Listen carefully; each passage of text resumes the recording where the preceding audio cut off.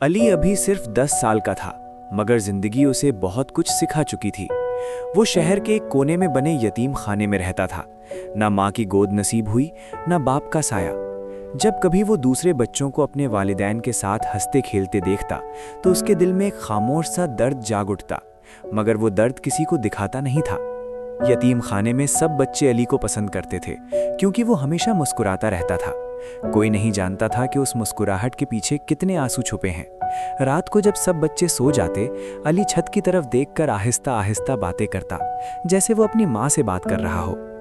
अम्मी, आज मैंने पूरा काम खुद किया, क्या आप मुझ पर फख्र करेंगी?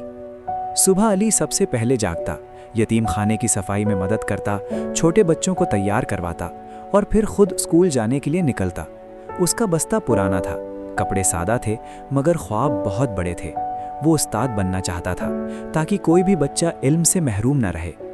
एक दिन स्कूल में एक तकरीब थी, जिसमें वालिदैन को भी बुलाया गया था। सब बच्चे अपने माँ बाप के साथ आए थे, मगर अली अकेला एक कोने में बैठा था। उसकी आंखें नम हो गईं, मगर उसने खुद को संभाला और खामोशी से तालियां बजाता रहा। ये मंजर उसकी उस्तानी ने देख लिया। वो आहिस्ता से अली के पास आईं और उसके सर पर हाथ रखा। अली, तुम अकेले नहीं हो बेटा, तुम बहुत मजबूत हो। ये अल्फाज अली के दिल में उतर गए। पहली बार उसे लगा कि कोई उसे समझता है। कुछ साल गुजर गए। अली ने मेहनत की, पढ़ाई में आगे बढ़ा और आखिरकार वो उस्ताद बन गया। वही अली जो कभी खुद यतीम था, आज यतीम बच्चों के लिए उम्मीद बन चुका था।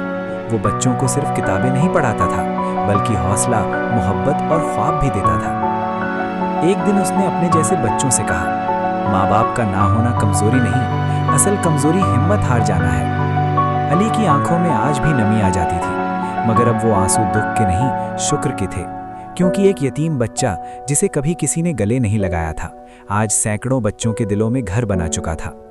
यही है यतीम बच्चे की खामोश मगर मजबूत मुस्कुराहट। ये चैनल सिर्फ कहानियां नहीं, जज्बात, सच और जिंदगी के सबक सुनाता है।